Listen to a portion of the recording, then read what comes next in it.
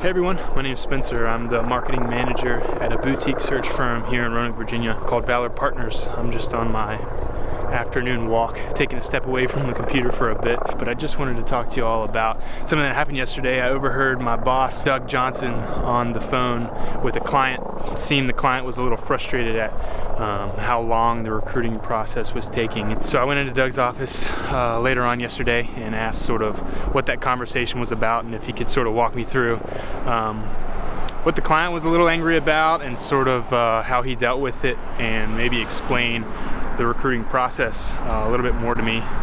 So anyway, I'll run that footage for you guys. Feel free to comment your thoughts below. Hope you find the footage useful, and I'll run that for you now.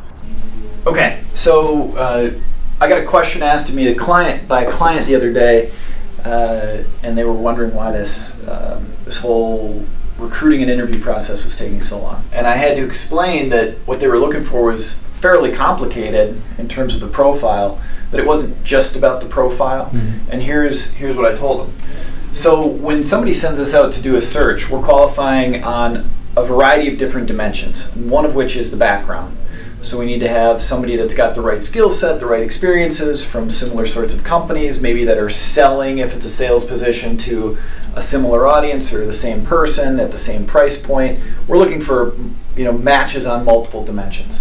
So we got to have the right background and experience, and that's hard to find. But then secondarily, we've got to have somebody that's willing to leave their current company right now.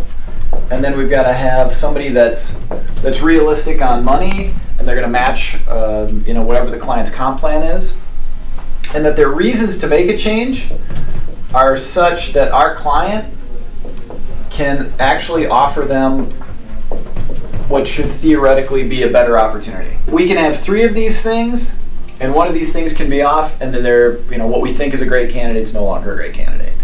So to be able to do that takes time. So you've got to identify those components in a qualified candidate, but most clients aren't interested in just one candidate. They want to see a variety. Mm-hmm. And in order for us to provide a variety, like say 3 or 4 candidates, I want to be able to talk to 15, 20, maybe 30 candidates, if there are that many that are available, to determine who are the best 3 or 4 candidates. And then I want to introduce those people at the same time.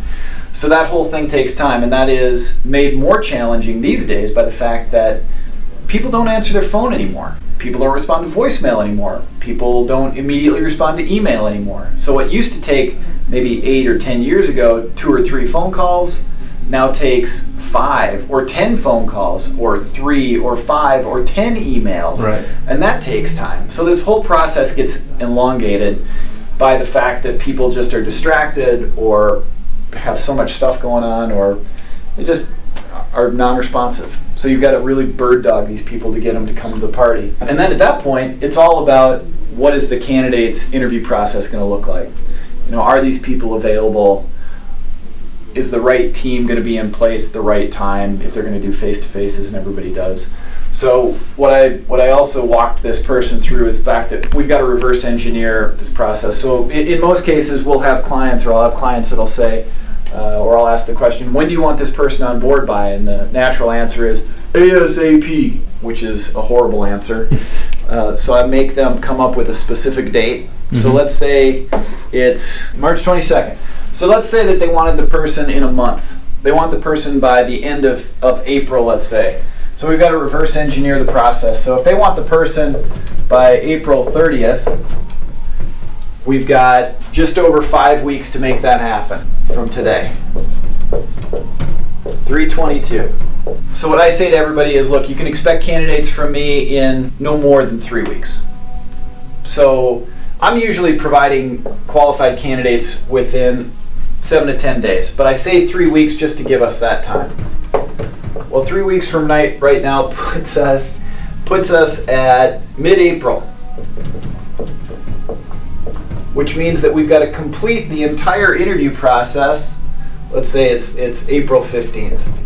So that means we've got to complete this entire interview process in 15 days. Which is a problem, because our candidate, if we're going to have them start on April 30th, is going to give 2 weeks of notice. 2 weeks of notice. which means that we've got to run our entire interview process, get an offer out, check references, do drug screen or background check in one day. Perfect. Yeah, we get 24 hours to do all that stuff, which of course is never going to happen. Impossible. It's impossible. I mean, it's possible, but it's really not very likely.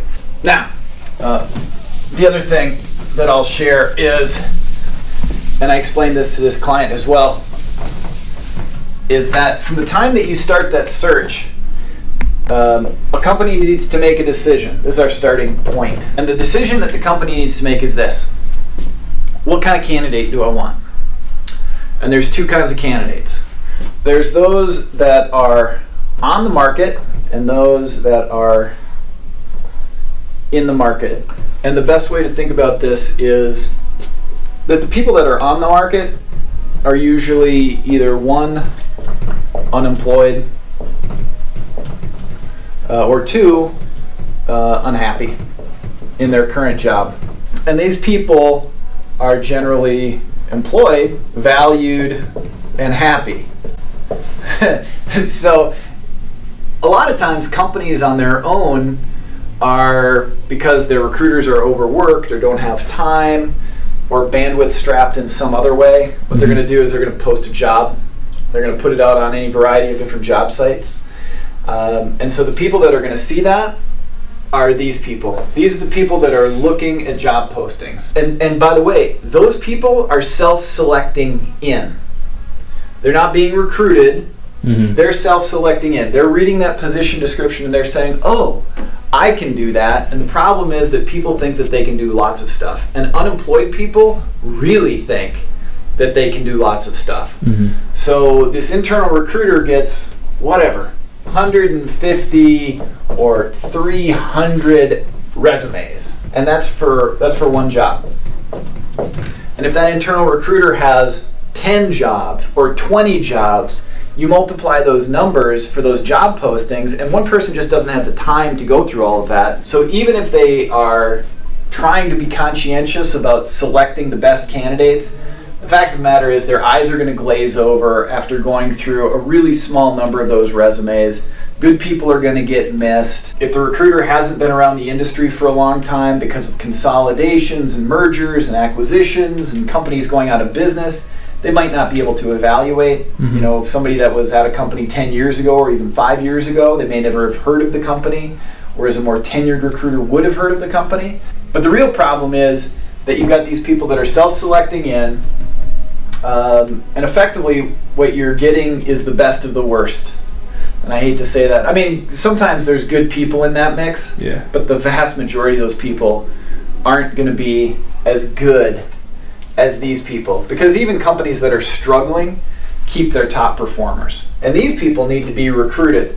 And the problem with sending an internal recruiter out to get those people is, one, what you're effectively doing in most cases, you're asking the internal recruiter at company X to reach out to the top performers at their direct competitors. Which is a scary thing for these people to engage a recruiter, because they don't know who's listening to their phone calls or monitoring their emails, or they're probably brainwashed a little bit to not like that competitor anyway without even knowing anything about them. So the odds of getting an internal recruiter to engage these people is often, those odds are generally kind of low.